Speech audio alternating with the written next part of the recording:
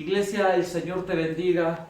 Qué gusto es para mí seguir compartiendo estos videos que sé que a muchos enriquecen y que a muchos bendicen. Tratamos de alentar y de motivar al pueblo de Dios en este tiempo de cuarentena, donde no se nos permite reunirnos en congregaciones, pero sí podemos hacerlo en nuestras casas. Así que este es un tiempo de altar, de buscar al Señor, un tiempo de fuego y un tiempo de gloria. Quiero compartir una palabra corta, sencilla contigo, pero creo que te puede bendecir. Quiero que me acompañes al libro de Nehemías. Según los relatos históricos y aceptados por los judíos de antaño, ellos reconocen a Nehemías como un profeta. De hecho, tú puedes buscarlo y te vas a enterar que a él se lo acepta o se lo reconoce como una voz de Dios en acción. Es un hombre que dijo poco, pero que actuó de una manera extraordinaria, y eso es característica de los oficios proféticos. Nehemías, capítulo 2, verso 11 en adelante, dice lo siguiente: Llegué pues a Jerusalén, y después de estar allí 3 días, me levanté de noche yo y unos pocos varones conmigo, y no declaré a hombre alguno lo que Dios había puesto en mi corazón que hiciese en Jerusalén. Ni había cabalgadura conmigo, excepto la única en que yo cabalgaba. Y salí de noche por la puerta del valle hacia la fuente del dragón y a la puerta del muladar, y observé los muros de Jerusalén que estaban derribados y sus puertas que estaban consumidas por el fuego. Pasé luego a la puerta de la fuente y al estanque del rey, pero no había lugar por donde pasase la cabalgadura en que iba. Y subí de noche por el torrente y observé el muro, y di la vuelta y entré por la puerta del valle y me volví. Y no sabían los oficiales a dónde yo había ido, ni qué había hecho, ni hasta entonces lo había declarado yo a los judíos y sacerdotes, ni a los nobles y oficiales, ni a los demás que hacían la obra. La palabra de Dios nos ubica en esta historia y nos cuenta de este hombre llamado Nehemías, el cual era copero del rey. Él había sido llevado cautivo junto con una gran camada de israelitas, de judíos. Habían sido llevados cautivos, y dice la Biblia que Nehemías se aloja rápidamente al servicio del rey y se vuelve el copero del rey. Un día a Nehemías le llegan noticias devastadoras de que Jerusalén había sido completamente destruido, y eso mudó su corazón, le afectó y le dolió mucho, a tal punto que su semblante cambió y el rey lo notó. Y el rey le dijo: ¿por qué estás así? Era sumamente peligroso presentarse delante del rey, de los reyes humanos, con un semblante desmejorado. Eso era peligroso. Alguien no podía hacer eso, no se hacía. De pronto Nehemías se presenta, el rey le llama la atención, comienzan un diálogo, y luego de algunas gestiones el rey autoriza que Nehemías, junto a una camada de hombres, sean trasladados hasta Jerusalén para comenzar la reconstrucción. Ahora, la Biblia dice en el verso 11 que cuando ellos llegan a Jerusalén ocurre algo particular. Nehemías se detuvo por espacio de 3 días. 3 días donde durmió, descansó. El viaje era muy largo, era justificado su cansancio. Él se detuvo por espacio de 3 días. Sabes que Esdras, en el capítulo 8, en el verso 32, menciona la misma situación. Esdras también fue enviado, y cuando llegó a Jerusalén, dice la palabra de Dios que descansó 3 días. Es interesante cómo el viaje, la rutina y otras presiones en la vida nos pueden llevar a un cansancio crónico, quizás, donde la persona, estando en el lugar que pidió estar y estando en el lugar que se le asignó para trabajar y para restaurarlo y levantarlo, de pronto se acuesta a dormir 3 días. Y uno choca con esa realidad y dice: ¿qué es lo que pasó aquí? Las explicaciones lógicas serían: se cansó, el viaje fue muy largo.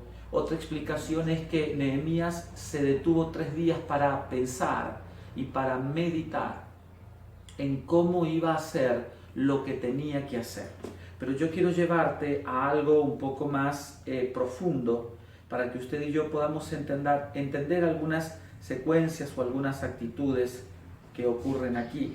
Por ejemplo, la palabra del Señor dice que Nehemías, cuando se levanta de noche y comienza a recorrer el lugar, dice la Biblia, dónde comienza y dónde termina su recorrido. Y quiero enseñarte algo. Dice en el verso 12, me levanté de noche yo y unos pocos varones conmigo, y no declaré a hombre alguno lo que Dios había puesto en mi corazón que hiciese en Jerusalén, ni había cabalgadura conmigo, excepto la única en la que yo cabalgaba, y salí de noche por la puerta del valle. Entonces él sale, dice la palabra del Señor, por un lugar al que la Biblia identifica como la puerta del valle. No había nada, estaba todo destruido, pero él va en dirección a aquel lugar, la puerta del valle. Más abajo, en el verso 15 dice, y subí de noche por el torrente y observé el muro y di la vuelta y entré por la puerta del valle y me volví. Entonces este recorrido que hace el profeta Nehemías arranca en la puerta del valle y termina en la puerta del valle. Es curioso identificar qué significa la puerta del valle. Cuando tú vas a los escritos originales descubres que esa puerta, al abrirla desde adentro hacia afuera, conectaba a Jerusalén con un valle, con el valle de Cedrón, un lugar de depresiones. Depresiones se le llama a los altibajos en la geografía. Jerusalén estaba en un lugar alto y hacia abajo en la depresión se encontraba el valle de Cedrón. Esa puerta conectaba hacia los valles, hacia un lugar de depresión, y es conocida como la puerta de la decisión. La palabra de Dios dice que Nehemías, después de estar 3 días meditando, su cuerpo cansado, recuperando fuerzas, tomando y buscando directivas, entró por la puerta del valle, recorrió todo aquel lugar lleno de escombros y de destrucción, y luego regresó por la misma puerta y se encontró con todos los que habían venido con él, y empezaron la dinámica de construir la ciudad. Este mensaje es súper sencillo y este mensaje es fácil de entender, pero quiero que logres entender que los restauradores de este tiempo, para volverse un restaurador en este tiempo, lo primero que tú necesitas es despertar a los tiempos que estamos viviendo. Lo primero que le ocurre a Nehemías es que despertó en un horario inusual. La palabra de Dios dice que él despertó a medianoche. Verso 12, me levanté de noche yo y unos pocos varones conmigo. Hay un tiempo inusual en el que Dios suele despertar a los restauradores. Todo el mundo dice hay que hacer cuarentena, todo el mundo está conectado con una pandemia, todo el mundo está asustado, todo el mundo está conectado a las decisiones de gobierno, pero los restauradores es gente que se desconecta de los sucesos habituales y despertando en los tiempos de Dios se lanzan a hacer la obra que Dios les ha mandado. La primera marca distintiva de un restaurador es que suele despertar en tiempos inusuales. Mientras que todos son llevados por la misma secuencia y la misma situación a adaptarnos frente al problema, los restauradores despiertan en tiempos inusuales y se vuelven personas claves para este tiempo. Quiero decirte algo que yo escribí aquí, y es que la mayor capacidad de adaptación se la debemos a las crisis. Las crisis que han golpeado nuestra vida han desarrollado una elevada capacidad de adaptación. Hay personas que han nacido en casas humildes, con bajos recursos, y se acostumbraron a vivir de esa manera. Y no estoy diciendo que eso sea bueno o sea malo, simplemente estoy diciendo que las crisis que azotaron nuestra vida desarrollaron una capacidad de adaptación. Adaptarnos a determinadas situaciones nunca han sido buenas decisiones. Adaptarnos a determinadas situaciones nunca fue tu mejor decisión. Hay gente que se adaptó a la enfermedad, hay gente que se adaptó al problema, hay gente que se acomodó en determinadas situaciones, aunque sean desastrosas para vivir, se adaptaron. Hay gente que se adaptó a la insuficiencia, Hay gente que se adaptó a la deformación familiar, por ejemplo, a los ensamblajes familiares. Hay gente que le llama papá a quien no es, hay cosas que no estoy diciendo que sean buenas o sean malas, tú tienes tu historia de vida, pero nosotros venimos de fuertes adaptaciones. La adaptación es el resultado de una crisis. Las crisis en nuestra vida han provocado adaptación. Por eso es que vuelvo al punto inicial. La mayor capacidad de adaptación se la debemos a las crisis. Algunos dicen eso está bien, otros dicen no, está mal. Para mi opinión, cuando tú te adaptas a una situación y lo haces por causa de una crisis, eso está mal. Tú no puedes vivir adaptado a insuficiencias producto de una crisis. A Jerusalén la destruyeron, estaba completamente demolida. Cuando Nehemías llegó a aquel lugar, algo sucedió en su cuerpo y en su mente que lo llevó a detenerse por espacio de 3 días. Lo llevó a estancarse. Algunos autores generosos dicen que lo hizo porque estaba cansado. Otros autores también buenos dicen que lo hizo para tomar decisiones. Lo interesante es saber que Nehemías llegó con todo el ímpetu para restaurar, y cuando llegó, en lugar de poner mano a la obra, se durmió o se detuvo o descansó por espacio de 3 días. Se despertó en un periodo inusual, despertó a la noche y con él algunos hombres que estaban con él, y él de pronto empezó un recorrido por la ciudad. Lo primero que le ocurre a un restaurador es que suelen despertar en tiempos inusuales. Si tú eres un restaurador, hay algo dentro tuyo que no tiene que ver con la biología, porque somos seres adaptables y nos adaptamos a crisis. Tiene que ver con estados que Dios ha creado dentro tuyo y que han llevado o han permitido a que te despiertes en tiempos inusuales. Mientras todos lloran, se lamentan y buscan adaptarse frente a la crisis, hay algo dentro del restaurador que le dice: esto se tiene que cambiar, esto se puede cambiar. Y son los que primero se levantan y comienzan un recorrido sobre el territorio asignado. Ellos empiezan a recorrer la situación.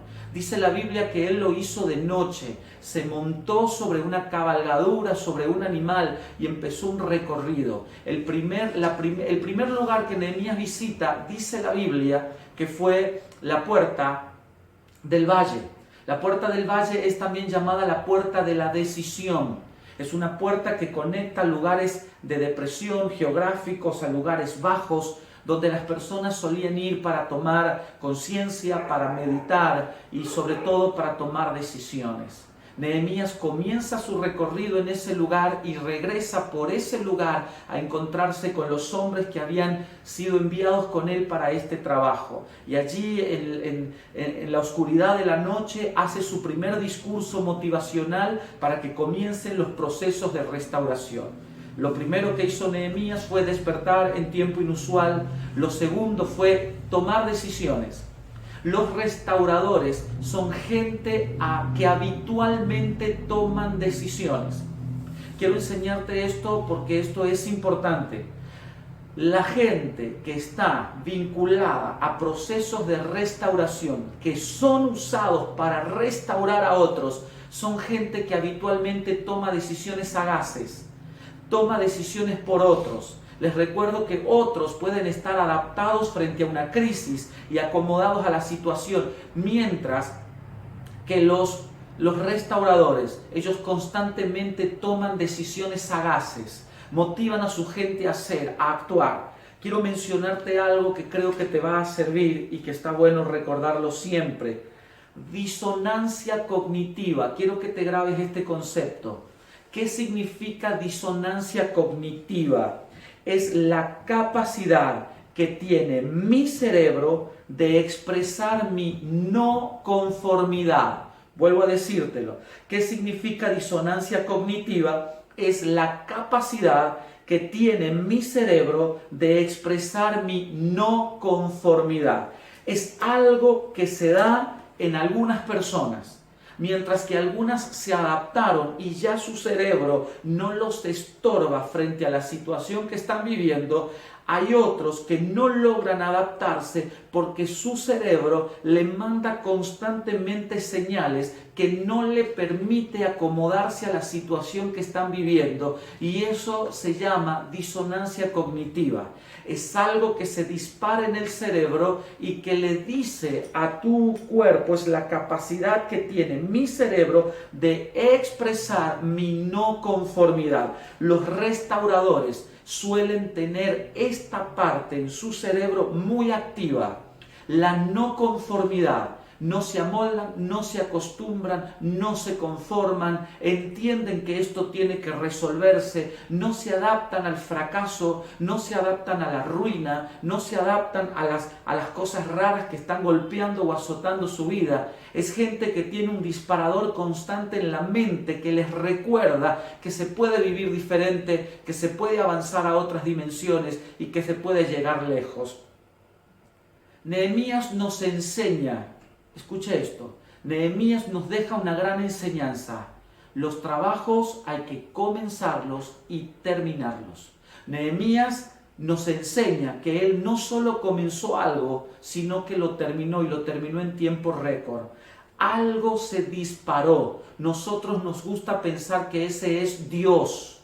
Dios es el que colocó en él la inconformidad. Dios es el que colocó en este líder sagaz el despertar a medianoche, el moverse, el hacer una lectura de la situación que estaba ocurriendo y el mostrarse disconforme con la situación y el decir la vamos a cambiar, y se movió para hacerla. Entonces un líder o un restaurador, una persona que está pensada por Dios para restaurar a otros, es una persona que suele despertar en tiempos inusuales, que suele tomar decisiones sagaces y radicales, que no tiene vínculos con la conformidad, sino que más bien son personas que constantemente creen que esto se puede cambiar, que esto puede ser distinto. Entonces, ¿de qué lado estás tú?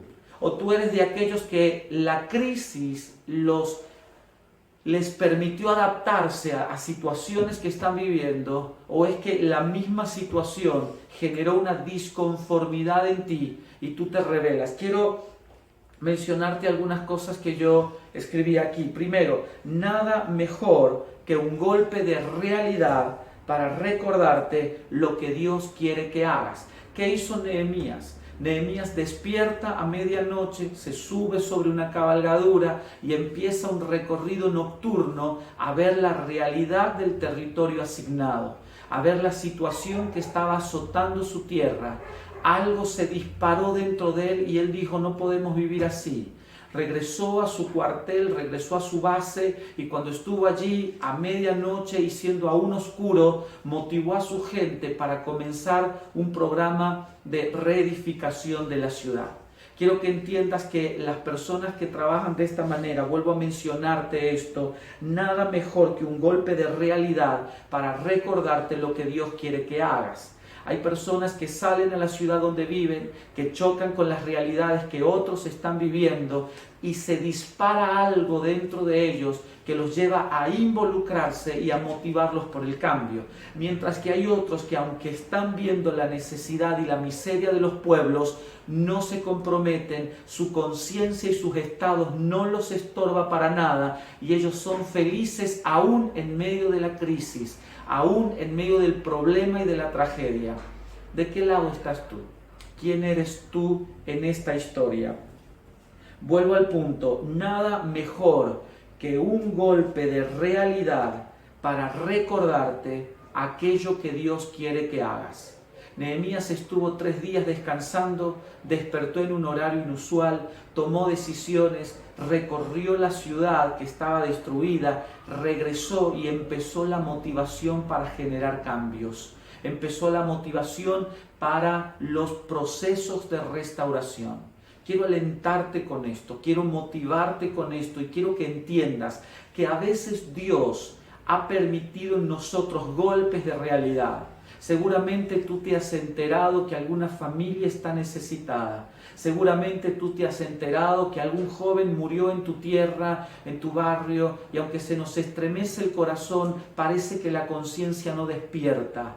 Cuando nosotros operamos bajo el poder del Espíritu Santo, se dispara algo en nuestro cerebro, a lo que la ciencia le ha logrado definir como disonancia cognitiva, que es la capacidad que tiene tu cerebro de expresar mi no conformidad.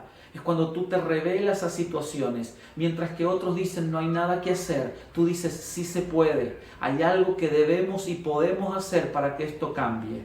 Quiero enseñarte por qué vienen problemas a nuestras vidas, por qué Dios permite situaciones que afectan nuestra vida. Quiero enseñarte algo. Existe algo que la ciencia ha logrado medir y lo llaman mínimo nivel de tensión necesaria.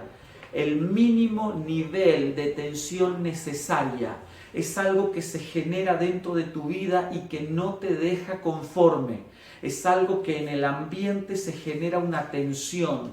Es algo que a través de una noticia, de una información, de un comentario que hicieron, algo no te dejó conforme y tú entraste en una inestabilidad y tú dices no logro dormir, no logro conciliar el sueño, no logro estar bien por esto, porque lo que vi, lo que sentí, lo que se me dijo, me creó una tensión dentro de mi cuerpo. Existe dentro de nosotros algo que la ciencia le llama mínimo nivel de tensión necesaria. Quiero que entiendas algo, que los mínimos niveles de tensión necesaria es justamente lo permitido por Dios, porque allí es donde se producen los cambios. Los cambios no se producen en estados de conformidad. Los cambios se producen cuando nosotros empezamos a enfrentar tensiones, cuando nosotros empezamos a decir esto no está bien, esto no me da paz, esto no me cierra, esto no se ajusta ni se acomoda. Hay algo dentro mío que me está tensionando,